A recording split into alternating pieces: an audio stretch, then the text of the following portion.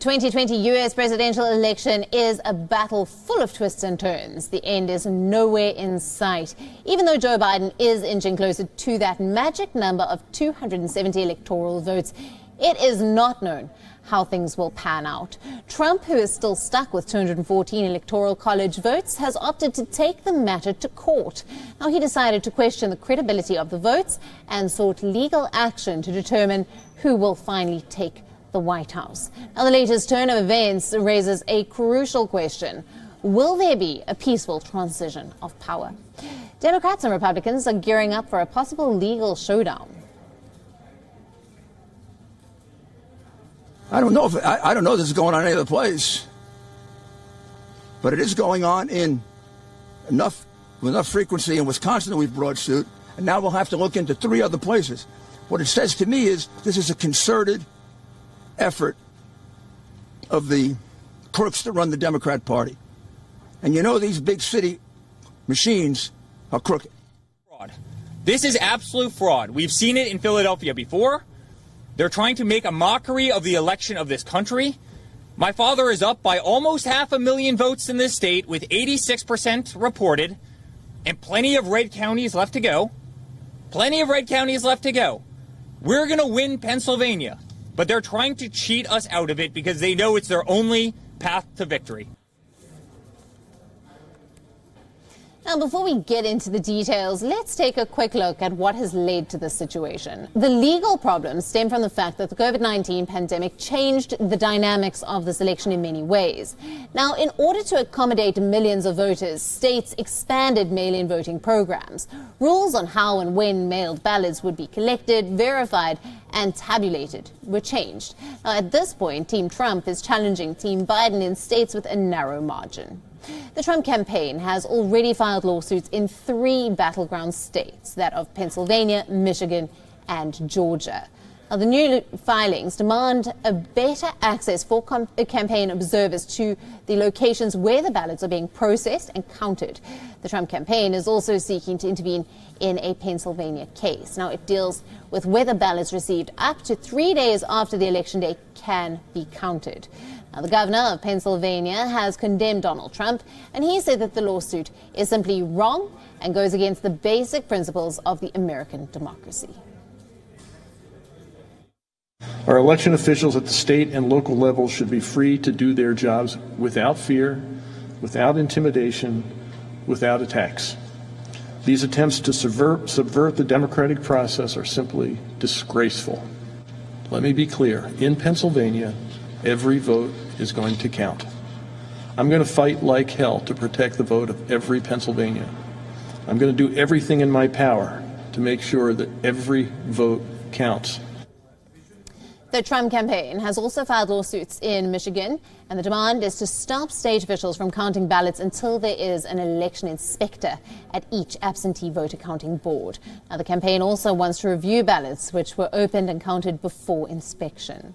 Now, Michigan Secretary of State Jocelyn Benson has promised full transparency. Goal is to ensure, again, we're being transparent but also fully accurate, and that the public, you all, can trust the results of the results as an accurate reflection of the will of the people. Now, importantly, as we go through this counting, as the counting is completed, boards at the county and state levels that are also comprised of people from both parties will then review the procedures and counts of the entire elections before the results are certified as official. A lawsuit has been filed in Georgia against the counting of ballots that arrived late. Now, the Trump campaign is also demanding a recount of votes in Wisconsin as they allege irregularities in several counties. Now, joining us live from Hyderabad is Syed Akbaruddin, who is India's former permanent representative to the United Nations. Thank you very much for being with us. Now, let's start with Biden, who only needs Nevada to win, while Trump needs to win the remaining 4 battleground states. How close is this election race still? Well, compared to where we were yesterday, Vice President Biden has expanded his lead, and his path towards electoral victory has been increased. Even at the same time, the area of contest has now spread to the judicial arena. So we have an electoral pathway which is proceeding, and then we have an emerging new battlefront in the judicial arena. Right. The 20... On this, I just want to ask Trump, who is still stuck with 214 electoral college votes. You are mentioning the arena, the legal arena that he's trying to take this into now. He's opted to take the matter to the Supreme Court. Now, that's not exactly how disputed results would be. Can you explain the legalities on this? So, the 2020 election, to me, reminds of a photo-finish race with the participants frozen with 1 foot to the photo finish. And everybody is trying to work out mechanisms through various states, through various courts, etc. Now, coming to the legalities, you're right that the last time there was a major recourse in a presidential election to the Supreme Court, or through the court system to the Supreme Court, was in 2000, when it was specific to one state. It was then further narrowed down to a few counties, and then it went to the Supreme Court, which decided on it. This time, the canvas is much more broad. But I think what is being thought of is that there are several arenas which are in contestation, but it's a stabilization operation in the sense that the Trump campaign has now sought a legal recourse in 3 states, that is Michigan, Pennsylvania, and Georgia, and a recounting recourse, which is not a legal recourse, in Wisconsin.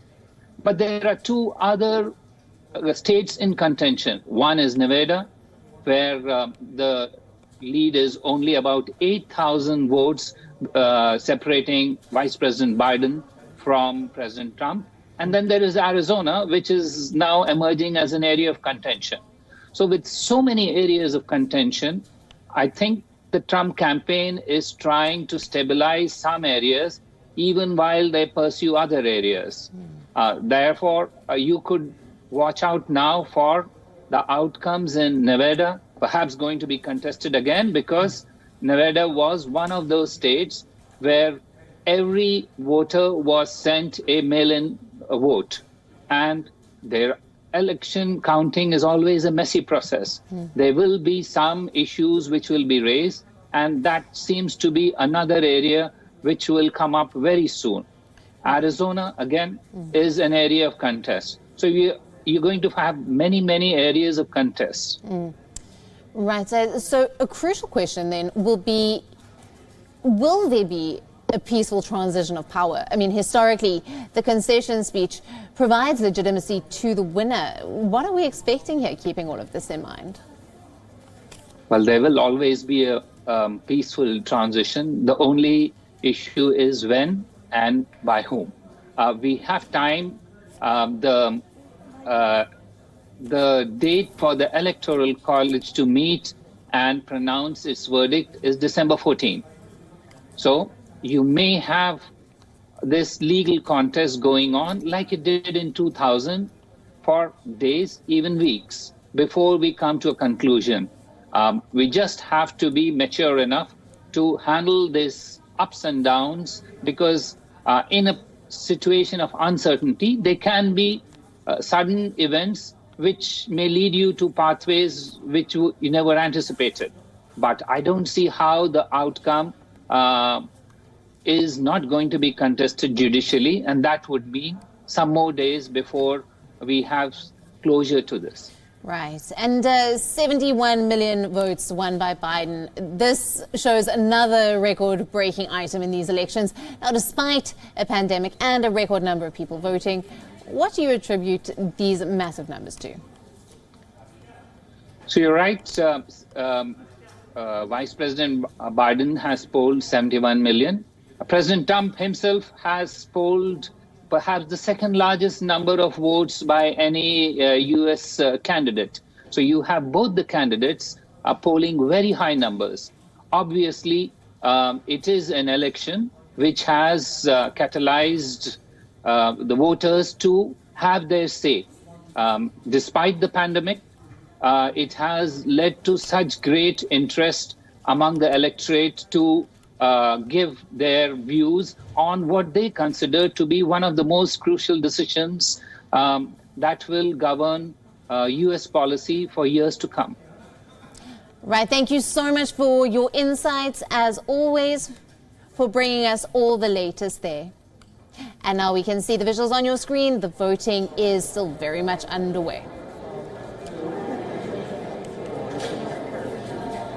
Vote counting taking place in the various battleground states that are still to declare a winner.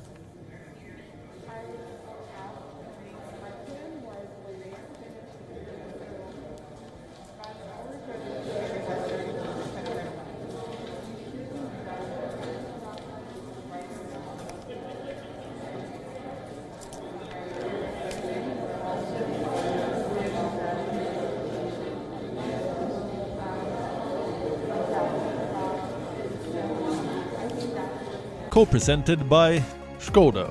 Simply clever.